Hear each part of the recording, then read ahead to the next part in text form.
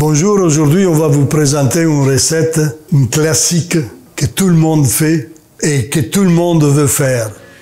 Ossobuco alla milanese.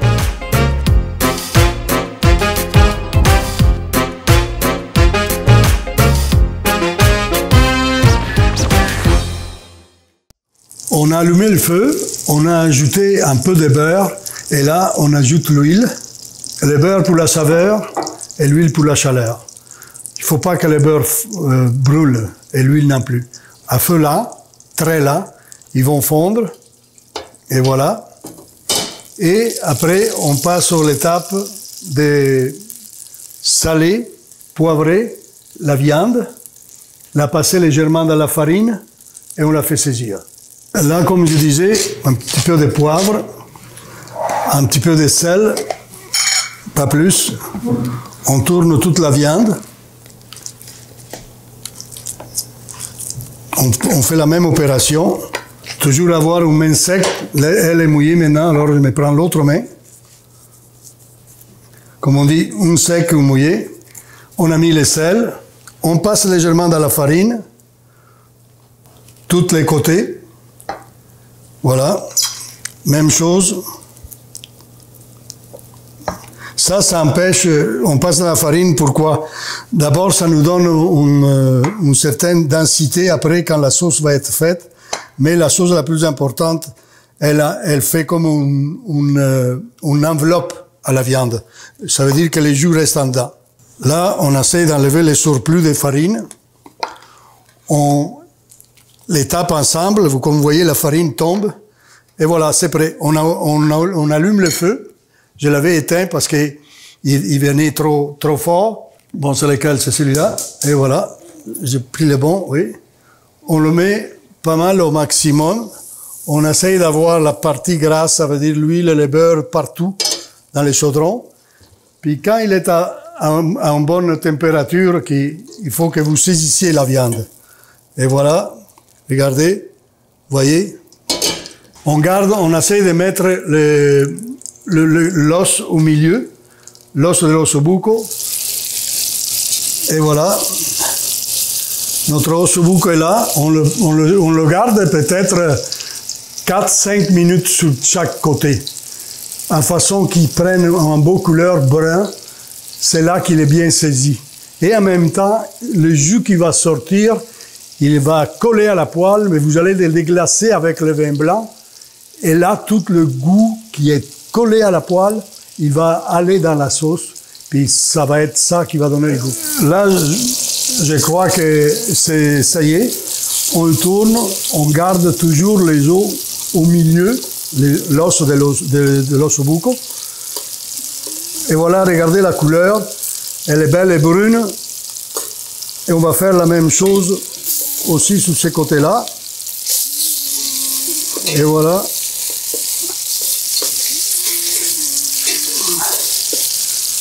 Comme vous pouvez voir, c'est une très belle couleur. Là, on va attendre encore 3, 4, 5 minutes pour que ça ait la même chose. Après ça, on va enlever la viande, l'ossobuco, et on va mettre notre sofrito, qu'on va encore une fois à feu lent. Il faut que, comme on dit pour les oignons, il faut qu'ils suent. Que ça sue, qu'il y ait du jus qui sorte. C'est ça qui va donner le goût à votre sauce. Là, selon moi, l'ossobuco est bien saisi. On l'enlève de la poêle. J'ai baissé légèrement le feu, comme je disais, parce que je dois mettre les sofrito dedans. Et voilà. On commence par les oignons.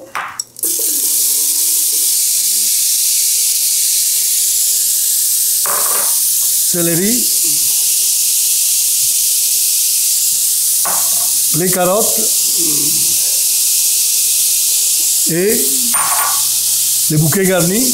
Donc, sauge, laurier, thym et romarin. Un petit peu d'ail aussi. Hein. Et voilà, si vous voyez que ça sèche légèrement, vous avez peut-être quelque chose de collé dans le fond, mais ce n'est pas brûlé, c'est seulement brun. celui-là, quand on va déglacer, on va toutes les ramasser, ça va s'en aller dans le goût de la sauce pour l'ossobuco. Alors, on l'a faite de cette façon-là. La seule chose que moi, j'aime pas dans l'ossobuco, c'est les tomates. Il y en a qui mettent les tomates, je dis pas que c'est pas bon, mais moi, personnellement, j'aime pas. L'ossobuco doit être blanc. Il doit pas avoir blanc ou brun, si vous voulez. Mais il doit pas avoir des tomates. Ça serait plus à la milanaise, parce qu'à Milan, il n'y a pas de tomates, hein. Enfin, maintenant, il y en a, mais dans le temps, il n'y avait pas de tomates. Et voilà. Là, déjà, si vous mettez le nez là-dessus, là, vous sentez déjà l'odeur du bouquet garni et des légumes que vous avez mis. Vous savez, les carottes, l'oignon, les céleri, que ça sent déjà.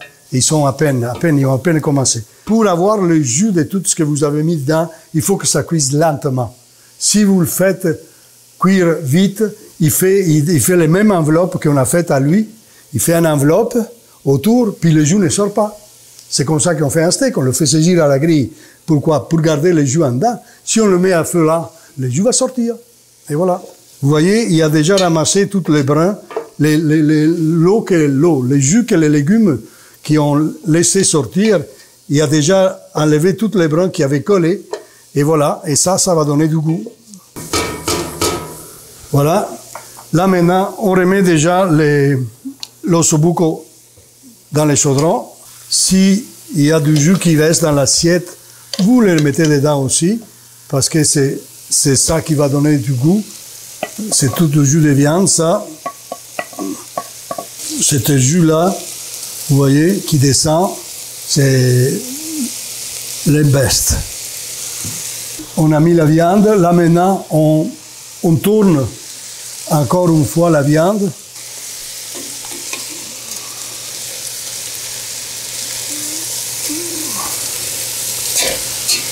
Encore 2 minutes, qu'elle soit assez chaude pour pouvoir déglacer comme il faut. On augmente un peu les feux parce qu'il y a assez de jus des légumes, carottes, céleri, oignons. Il faut qu'il soit consommé, il faut que ça colle à la poêle. Et avec le déglaçage, ils vont ressortir avec une concentration de goût qui est très agréable. J'ai fait partir le feu pour le bouillon, que je vais me servir du bouillon pour couvrir, pas complètement, juste en bas de la surface, l'ossobuco. Et après ça, on va partir, on va le mettre au four, mijoter, on le laisse 2 heures, et le tour est joué. Et après, on va continuer à vous faire voir le suivi, comme on a mis l'ossobuco dans l'assiette, comme on fait une crémolada, et c'est aussi simple que ça. Là, ils sont à la chaleur, à la bonne chaleur, ils sont saisis encore une autre fois, ils ont pris le goût des carottes, céleri, oignons et le bouquet garni. Je parle de la viande. Là, je vais déglacer en vin blanc. Ce qui est important, que c'est un vin blanc sec, rien de sucré. Et voilà. Soyez généreux avec votre vin blanc. Votre feu, il faut qu'il soit assez fort pour le moment. Après, vous le baisserez. Parce que, rappelez-vous, un ossobuco, c'est du mijoter. C'est pas comment pourrais-je dire, une recette avec le feu vif, etc. C'est toujours du mijoter parce qu'il faut qu'il nous sorte ce qu'il a comme viande, le goût. On tourne les 4 morceaux. Ah oui, je disais, je l'ai fait pour 4 personnes. Hein? Et l'autre chose que j'ai oublié de vous dire, qui est, pour moi, elle est assez importante. De pouvoir déjà... Enfin, ma femme dit que je suis méticuleux. Bon, les ossobuco, ne prenez jamais l'ossobuco, que ça vient de la partie du tibia, enfin du mollet, du veau. Ne prenez jamais les 2 jambes en avant.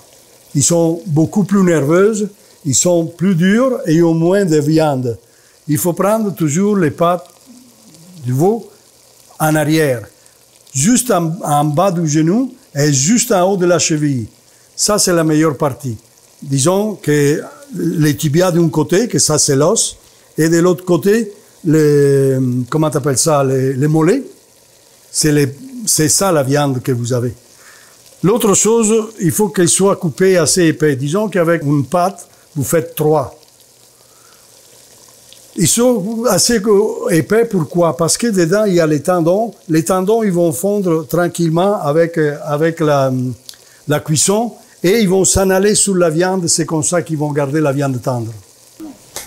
Vous voyez, moi, j'aime pas ça à passer les bouillons. J'aime le faire comme ça parce que je veux garder les légumes le plus longtemps possible dans l'eau. Et voilà, pas plus que ça. Là, on essaye de faire aller les bouillons un peu partout, là. Vous voyez, on le laisse se promener, et voilà.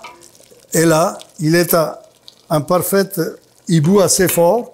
J'ai baissé le feu, et là, il nous reste qu'à le mettre dans le four, puis le regarder aux 20 minutes, demi-heure.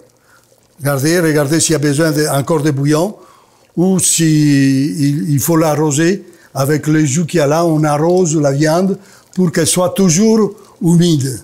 C'est aussi simple que ça. L'ossobuco est presque fait. Bon, là, on est prêt pour le mettre au four. On le couvre. On éteint le feu là. Et on va le mettre au four. C'est aussi simple que ça. Soyez toujours prudents. Il est au four. 10 séries. 20 minutes. Voilà, 20 minutes top chrono. Merci. C'est fait, là on peut s'amuser un petit peu, enfin s'amuser, prendre un moment de relax, un moment pas plus, hein, parce qu'on continue.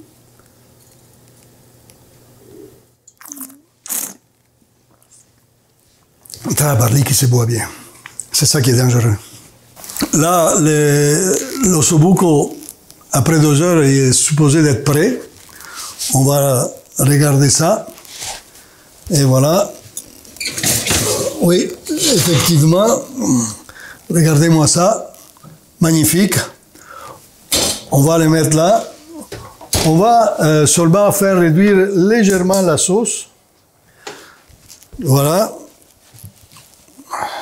Ne soyez pas inquiets si les morceaux se détachent de l'os. Du morceau de viande, il se détache, pas grave, vous le réajustez dans l'assiette, ok? Bon, moi j'aime bien l'ossobuco à la milanaise et j'aime surtout cette sauce.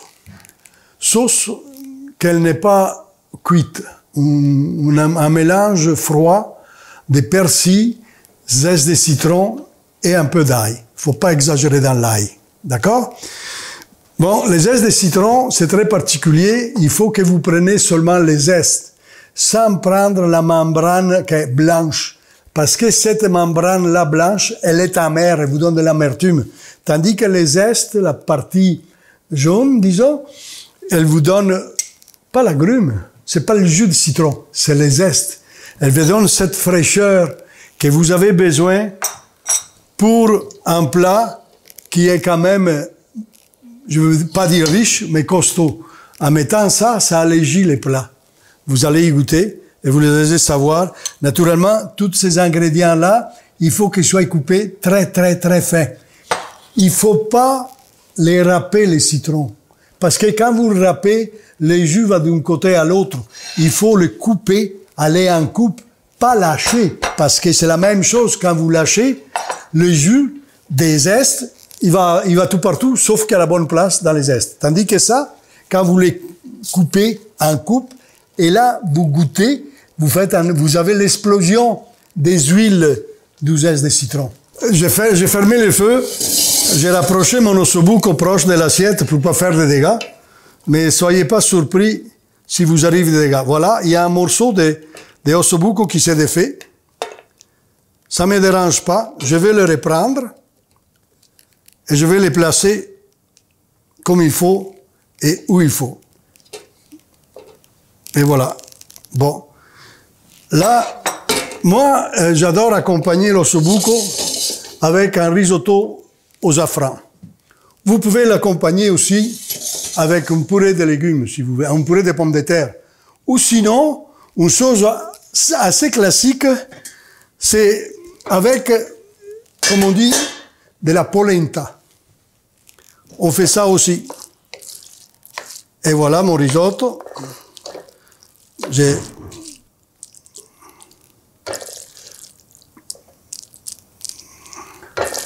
Et voilà, ça donne à être 2 plats, mais un plat unique.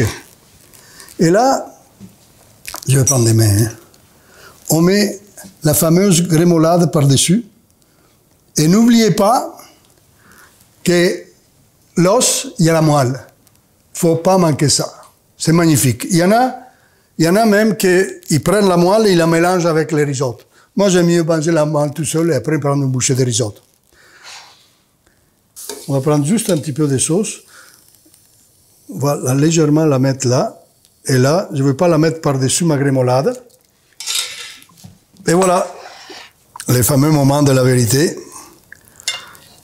La viande, elle se défait à la fourchette. Effectivement, très tendre et juteuse. Plein de goût. La grémolade donne exactement l'effet voulu. La fraîcheur dans cette assiette-là. Et le risotto aux zafferans vient changer complètement le goût pour pas que les plats soient ennuyants. Alors, vous recommencez. Encore un peu de viande, la grémolade. C'est riche sans être lourd. Vous comprenez? Une pointe de riz. Magnifique. Vraiment très content. Et on finit toujours ça avec un bon verre de vin. Des petites courgettes, mais des courgettes, mais souvent, vous comprenez? Bon, on vient de faire un plat qui finalement c'est 2 recettes dans le même plat. L'ossobuco, vous avez vu comment on l'a fait. Et si vous avez des doutes, comme d'habitude, vous allez dans le site web et vous trouvez toutes les explications que vous cherchez et les petits détails. Et aussi, dans le même site, vous pouvez trouver les recettes de risotto. Buon appetito et à la prossima ricetta. Ciao!